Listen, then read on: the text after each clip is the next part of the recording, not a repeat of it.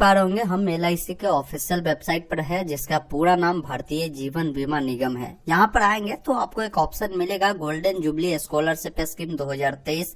इसका आप guideline download कर सकते हैं। क्या है, ऑनलाइन आवेदन करने से पहले एक बार देखिएगा और यहीं पर ऑनलाइन अप्लाई का लिंक है, जिस पर आप क्लिक करेंगे तो डायरेक्ट इनके पोर्टल पर आ जाएंगे, जहां से आप अप्लाई कर सकते हैं। अप्लाई देखिए ऑल इंडिया सब शुरू किया गया है। आप किसी भी राज्य के कैंडिडेट है तो फॉर्म को भर सकते हैं। तो पहले आपको कुछ जानकारी बता देते हैं कि फॉर्म कौन कैंडिडेट भर सकते हैं, क्या डॉक्यूमेंट लगेंगे, कितने पैसे मिलेंगे। फिर आगे हम इसी वीडियो में आपको लाइव दिखाएंगे कि फॉर्म को कैसे भरना है। यहाँ पर देखिए ये इनका ऑफिशियल नोटिफिकेशन है, इसको आप गाइडलाइन बोल सकते हैं। इसमें इन्होंने क्लियर बताया है कि इस स्कॉलरशिप के लिए ओनली ऑनलाइन एप्लीकेशन जो है एक्सेप्ट किए जाएंगे। किसी भी प्रकार के कोई ऑफलाइन आवेदन आपको नहीं करना है और कोई भी हार्ड कॉपी सेंड करने की जरूरत नहीं है ऑनलाइन आवेदन अगर आप कर देते हैं तो। इसमें फॉर्म कौन भरेंगे तो बताया गया कि जो कैंडिडेट 10वीं कक्षा पास कर चुके हैं 60% अंकों के साथ, उसका एकेडमिक ईयर 2022-23 है, मतलब 23 में अगर आपने पास कर चुका है 10वीं तो आप इसके लिए फॉर्म भर सकते हैं। इस स्कॉलरशिप के लिए आप एलिजिबल माने जाएंगे। अगर आप 2022 में पास किए होंगे फिर आप फॉर्म को नहीं भर सकते हैं। ये पहला गाइडलाइन है। दूसरा गाइडलाइन ये है कि जो कैंडिडेट 10वीं 2023 में पास किए वो तो भर ही सकते हैं, लेकिन वैसे भी कैंडिडेट होंगे जो 12वीं या डिप्लोमा अगर वो पास आउट है एकेडमिक ईयर 2022-23 में, मतलब 2023 में उसका जो पासिंग हो चुका है, वो कैंडिडेट भी इस फॉर्म को भर सकते हैं, वो भी इसके लिए एलिजिबल है। और आगे जैसे जो 10वीं पास कर चुके हैं वो कैंडिडेट आगे वोकेशनल कोर्स कर रहे होंगे या कोई भी रिकॉग्नाइज कॉलेज से इंटर कर रहे होंगे, ITI कर रहे होंगे, तभी फॉर्म को भर पाएंगे। मतलब ये नहीं कि 2023 में आपने पास कर लिया, आगे पढ़ाई आप नहीं जारी रखे हैं तो फिर आप इसके लिए फॉर्म नहीं भर पाएंगे। 12वीं के बाद भी आपको हायर एजुकेशन के लिए कहीं ना कहीं आपने एडमिशन लिया होगा, मेडिकल, इंजीनियरिंग या ग्रेजुएशन वाले पाठ्यक्रम में, तभी आप इसके लिए अप्लाई कर सकते हैं। तो ये इन्होंने क्लियर यहाँ पर बता दिया है। बाकी 4 नंबर में देखेंगे बताया गया कि यहाँ पर स्पेशल स्कॉलरशिप भी चलाई जा रही है गर्ल्स, जो भी है गर्ल्स के लिए, जो कैंडिडेट 10वीं पास की है 60% अंकों के साथ और उन्होंने आगे पढ़ाई या तो डिप्लोमा में, इंटरमीडिएट में या जो 10+2 का जो पैटर्न है उसमें अगर कहीं नामांकन करवाई है तो वो फॉर्म को भर सकती है। आगे मैं बात करूंगा कि क्या क्या आपको इसमें डॉक्यूमेंट लगेगा, बाकी पैसा कितना मिलेगा किसको, वो भी हम बताएंगे। यहाँ पर इसके लिए आपके पास एक एक्टिव अकाउंट होनी चाहिए, आपके पास मोबाइल नंबर, ईमेल आईडी होना चाहिए एक्टिव, तो आप इजीली इसके लिए आवेदन कर पाएंगे। नीचे आएंगे तो स्कॉलरशिप की अमाउंट दी गई, टाइप ऑफ स्कॉलरशिप है और रेट ऑफ स्कॉलरशिप है।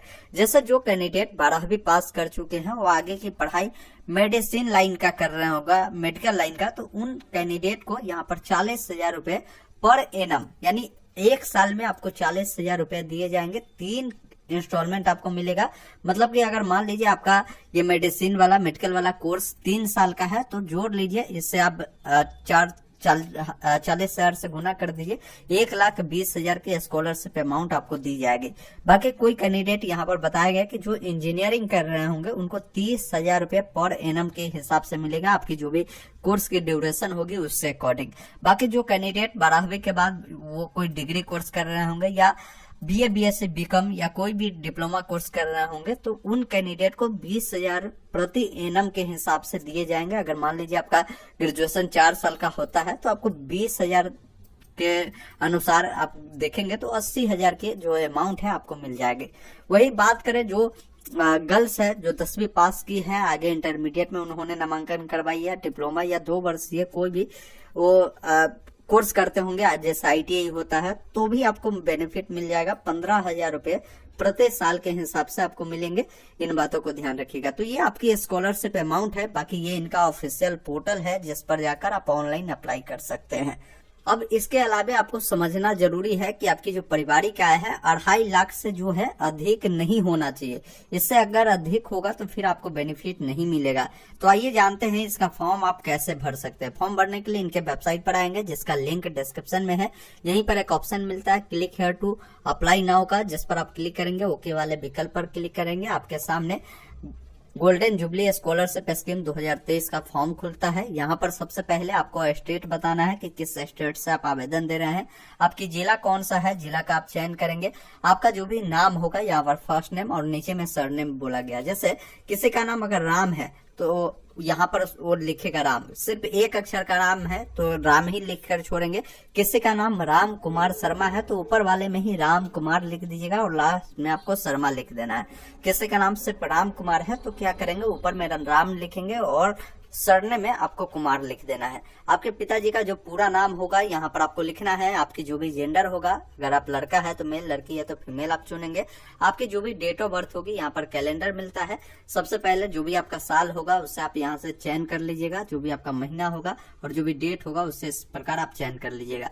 नेशनलिटी में इंडियन आपको चयन कर देना है। आपकी जो भी एड्रेस होगी, एड्रेस की जानकारी देनी है। एड्रेस ग्रामीण क्षेत्र वाले के लिए अलग प्रकार का होता है, जैसे उनका चलता है कि भाई विलेज होता है तो VIL कर आप अपना विलेज यहाँ पर लिख दीजिएगा जो भी होगा, फिर कॉमा लगाकर PO कर पोस्ट ऑफिस आप लिख सकते हैं। अगर आप वही शहरी क्षेत्र वाले होंगे तो आपका फ्लैट, डोर इस प्रकार का एड्रेस होगा तो आप उस अनुसार लिखेंगे।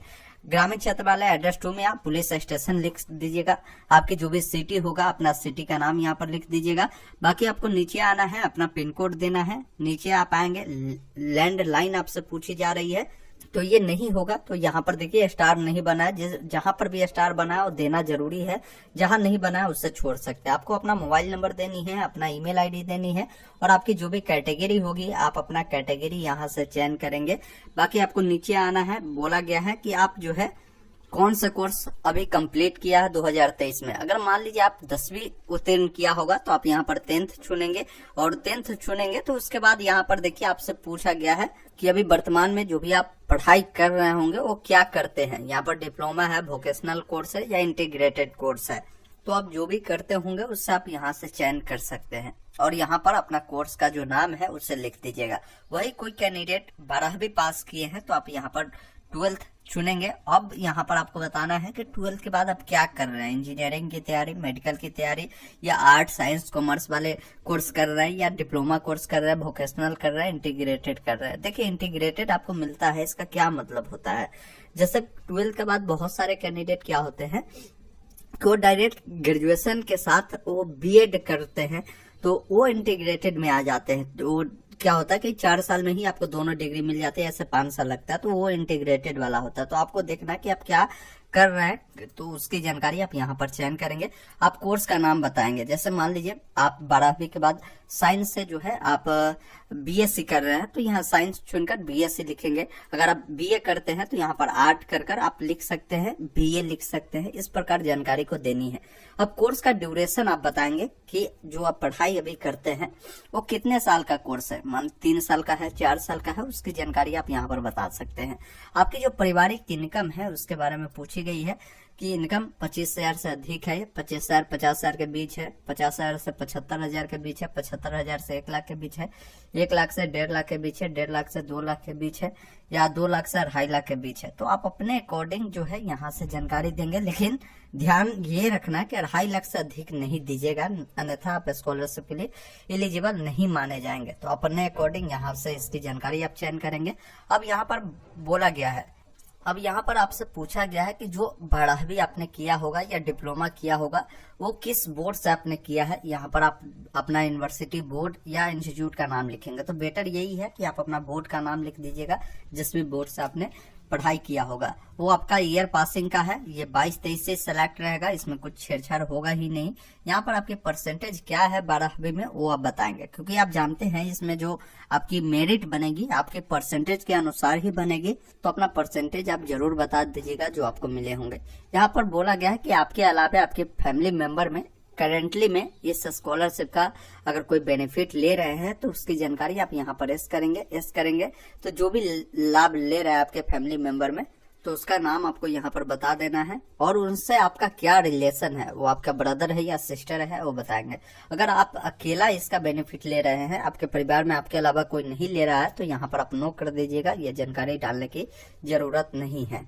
अब यहाँ पर आपसे पूछी गई है कि इसके अलावे अगर आपको कोई अन्य स्कॉलरशिप मिल रही है तो आप यहाँ पर यस करेंगे तो आप बताएंगे कि किस प्रकार का स्कॉलरशिप मिल रहा है, नेम ऑफ NGO या आप गवर्नमेंट स्कॉलरशिप का नाम लिख सकते हैं। जैसे बहुत सारे कैंडिडेट को बिहार पोस्ट मैट्रिक बेनिफिट मिल रहा है, नेशनल स्कॉलरशिप का मिल रहा है, तो वो जानकारी आप बता सकते हैं कि आप उसके लिए अप्लाई किए हुए उसका बेनिफिट मिल रहा है। नहीं मिल रहा है, आप सिंपली नो करेंगे, वो जानकारी डालने की जरूरत आपको नहीं होगी। यहाँ पर बैंक की डिटेल देनी है, इसी में आपके स्कॉलरशिप अमाउंट भेजी जाएगी। तो आपको अपना IFSC कोड देनी है, बैंक का जो नाम होगा वो आपको बताना है, ब्रांच का जो नाम होगा बताएंगे, आपकी जो भी अकाउंट नंबर होगा उससे बताना है, और आपके आधार का जो 4 लास्ट डिजिट है, आधार का अंतिम 4 डिजिट आपको यहाँ पर लिखना है।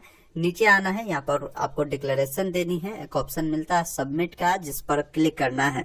इस प्रकार देखेंगे आपका जो रजिस्ट्रेशन है वो कंप्लीट हो चुका है। आपको एक रजिस्ट्रेशन ID मिल चुका है, इससे आप नोट कर रख लीजिएगा।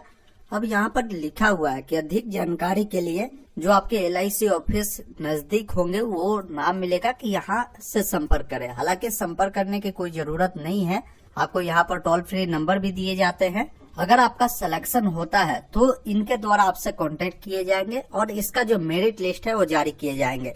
क्योंकि आप इनके ऑफिशियल नोटिफिकेशन को जब पढ़ेंगे तो क्लियर इन्होंने 1 नंबर पॉइंट में ही लिखा है कि हमारा जो भी एप्लीकेशन प्रोसेस है वो बिल्कुल ऑनलाइन माध्यम से ही एक्सेप्ट किए जाएंगे। आपको यहाँ पर लिखा है कि please do not send hard copy of online application, मतलब कि ऑनलाइन आवेदन करने के बाद कोई भी हार्ड कॉपी आपको सबमिट करने की कोई जरूरत नहीं है, क्योंकि इस पर कोई विचार नहीं किया जाएगा अगर आप अपना हार्ड कॉपी भेजते हैं तो। बस आप अप्लाई कर दीजिए, इसका प्रिंट सुरक्षित रखिए अपने पास, ताकि अगर आप इसमें शॉर्ट लिस्टेड होते हैं, अगर आपका नाम आता है तो इनके द्वारा कांटेक्ट किए जाएंगे तो आपको ये अपना रजिस्ट्रेशन ID देने की जरूरत हो सकती है।